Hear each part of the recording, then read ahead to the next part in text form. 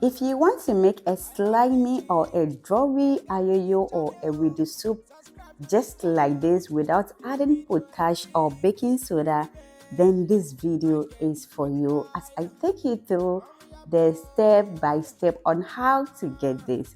So firstly, we have our Ewedu or Ayoyo or Jute leaves, and this is how it looks in case you don't know how the leaves are. Okay, so firstly we are going to pluck the leaves, and here make sure you don't add any stick to it. Okay, just how you can see I am doing on your screens. If you are new to this channel, I am Hirat and you are welcome. Please don't forget to like this video, share this video, subscribe to my channel, and don't forget to turn on your notification bell to get you notified anytime I drop a new video.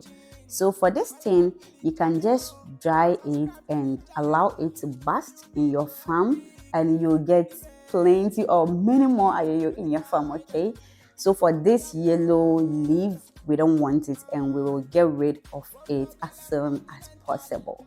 And if you want a very smooth ayoyo and you have time on your side, or you have people who will help you out, then you can just remove that thin stick, or how do I call it, in the middle of the leaf, and you have the perfect ayoyo soup ever. But if you don't have time, just like me, you can just use your leaf just like that, and your ayoyo will be great as well. So after removing the middle leaf, this is how it will look. So I'm done with everything, and next it is time to rinse the ayoyo or jute leaves, and here I am going to add enough water to make sure it covers everything.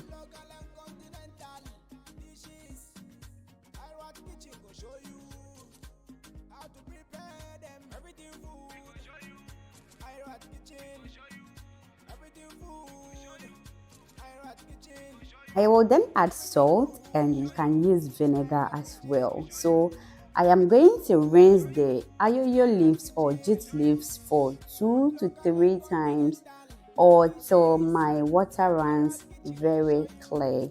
So after rinsing it, I am going to swirl the ayoyo in the water just like this for all the sands on the leaves to drop down at the bottom of the bowl. I will use my 2 hands to rub the ayoyo like this to get rid of all the dirt on it. So after that, I am going to transfer the ayoyo into a sieve and then rinse it once more, and then we are done. So next, I have this African nutmeg, and I roasted it for some few minutes, and this is what I have, so I will add it into it. And next I have locust beans, known as dawa dawa, and you can use any type of it you prefer as well. Into a blender, I will go in with my well washed jute leaves and then add my dawa dawa or locust beans. I will then add the African nutmeg, add water. With the water, just be careful, okay? Don't add enough water, just a little bit goes a long way. Give it a good blend or a pulse till you're okay with the texture. So after blending, I will transfer it into a pot, and then this is how it looks. It looks kind of dark because of the dawa dawa, but as soon as it starts to boil or it is well cooked, as you can see on your screens, it will start changing to a greenish color. So I am going to allow it to come to a cool.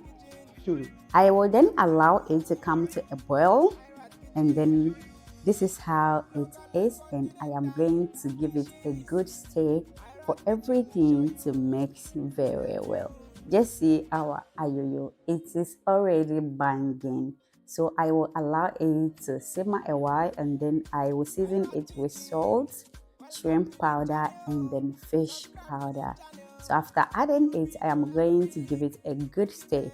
And here, if you notice your ayoyo is too thick for you, you can add a little water, or you can just leave it, or you can just adjust it to your preference. And here, this is our ayoyo looking so yummy. Allow the ayoyo to simmer for 5 to 7 minutes, and then your ayoyo is ready.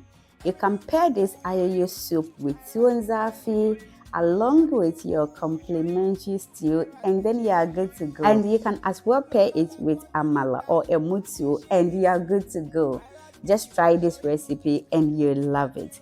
Thank you so much for watching this video to this very end. And don't forget to subscribe to my channel, like this video, and share this video. See you in the next one. Bye-bye.